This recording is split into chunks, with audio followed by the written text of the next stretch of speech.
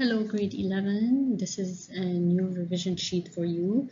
The theme is adolescent issues because this review sheet will include the all the reading skills and strategies we took within the context of adolescent issues.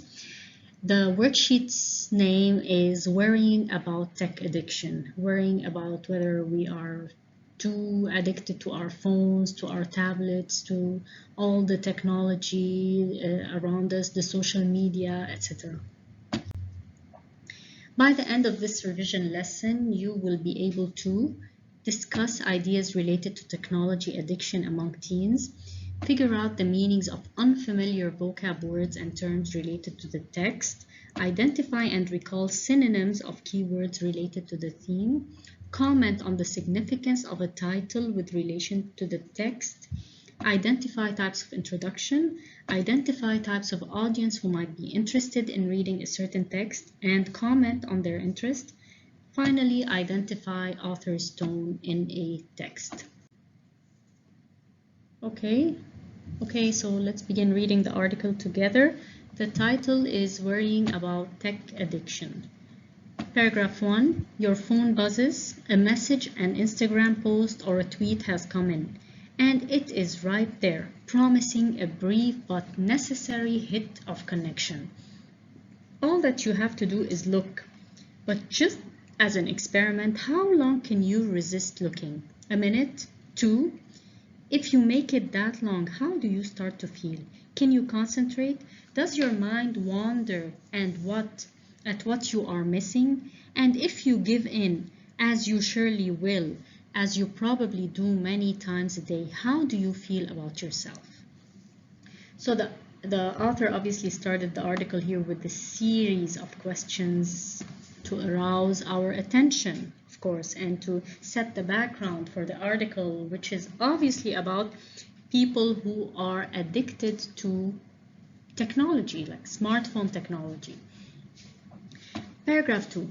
The issue of tech, or short for technology, tech addiction has been a staple of tabloid panics for as long as anyone can remember. What do we mean tabloids? News. The tabloids have been talking about this for such a long time. Yet this ancient worry has now taken on a new righteous flavor. What is interesting is who has been pushing the issue.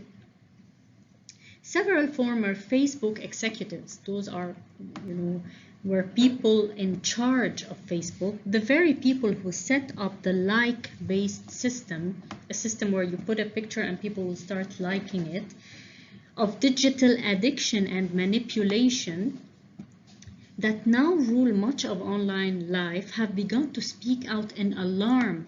Okay, they're alarmed, they're afraid about our slavishness to digital devices. We have become enslaved to digital devices and to like-based systems.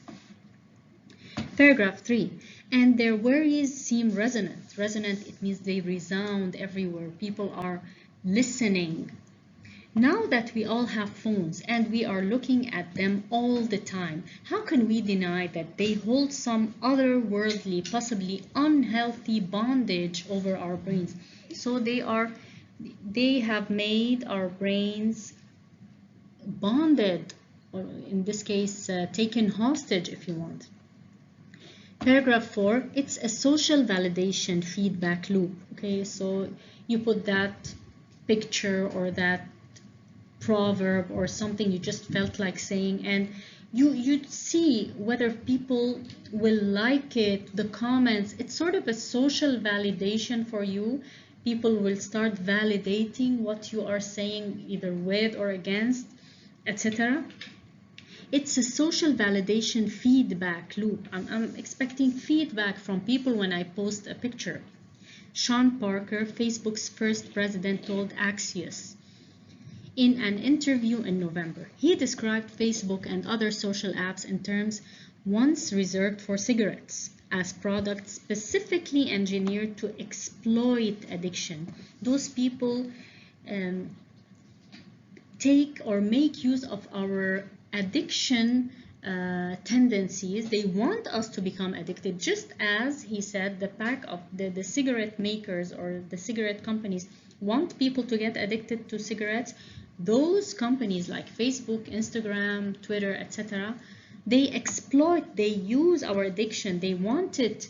They want us to be addicted so that we come back and use and reuse. It's human psychology, and they know how to use it very well. Now, let's begin reading the article.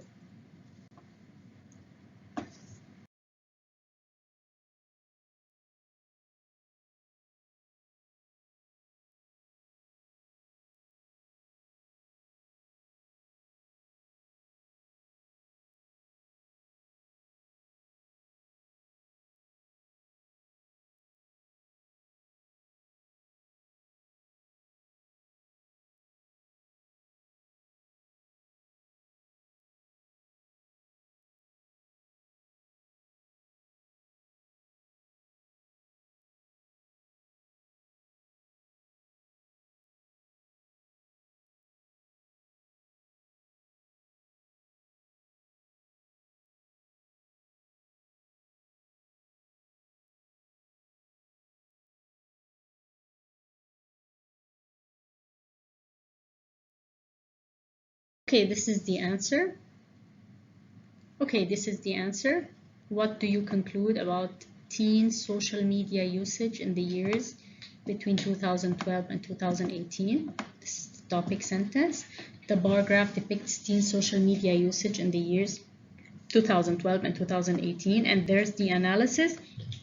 As observed in 2018, 70% of teens who use social media use it more than once a day, and a large percentage of them use it hourly and constantly, meaning all the time, as opposed to 34% in 2012. So this is the big difference here. Okay, only 19% of teenagers in the study in 2018 don't use social media, only 19%, and 17% in 2012. Thus, we conclude, now this part is for the conclusion. What do you conclude? That the percentage of teens who use social media on a daily basis more than once a day is quite high or very high. This shows the prevalence of social media in the lives of teenagers today. This shows how common or widespread this use of social media has become among teenagers today. Now, part D, excerpts, of course. Those are each one excerpt taken from the ending of one paragraph.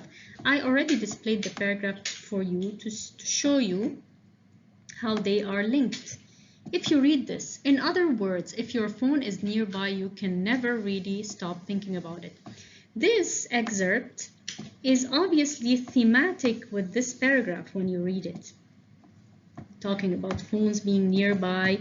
Here, even though they were on silent, performed significantly worse than those whose phones were in another room. Okay, so obviously this one belongs here. When you read the paragraph again and you continue reading the excerpt, in other words, if your phone is nearby, you can never really stop thinking about it.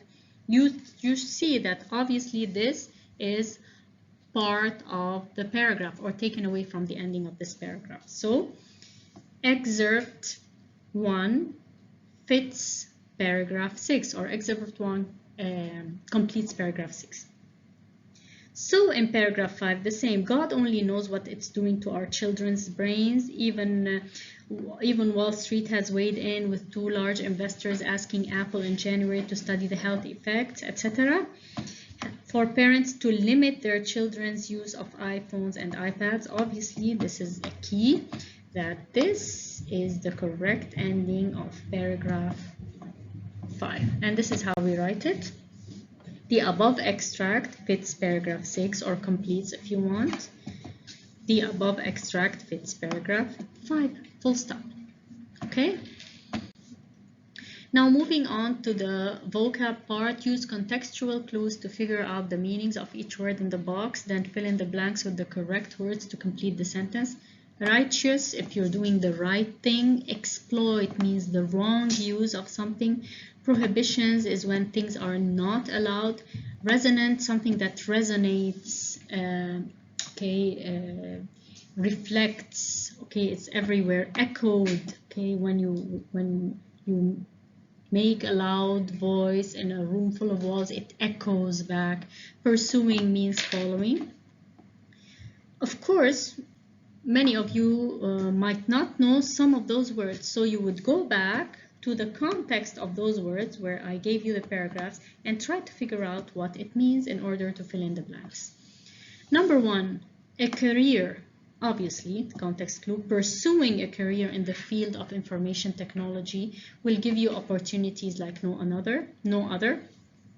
Two, mothers of teenagers worry much when they read about addictive technology because experts' alarming words about their negative effects are resonant. Okay, they resonate in their minds. Number three, the world's largest smartphone makers are accused of exploiting, using in a bad way, young workers by forcing them to work more than 100 hours per month overtime. Number four, apps that promote violence among children should be prohibited, means banned, means disallowed, to prevent violence from appealing to children. So this is it for this lesson. Please study this worksheet well. The answers are already in the app. Please access them and reread the text carefully because you're going to be quizzed on this. Okay, till then, stay safe and see you. Bye.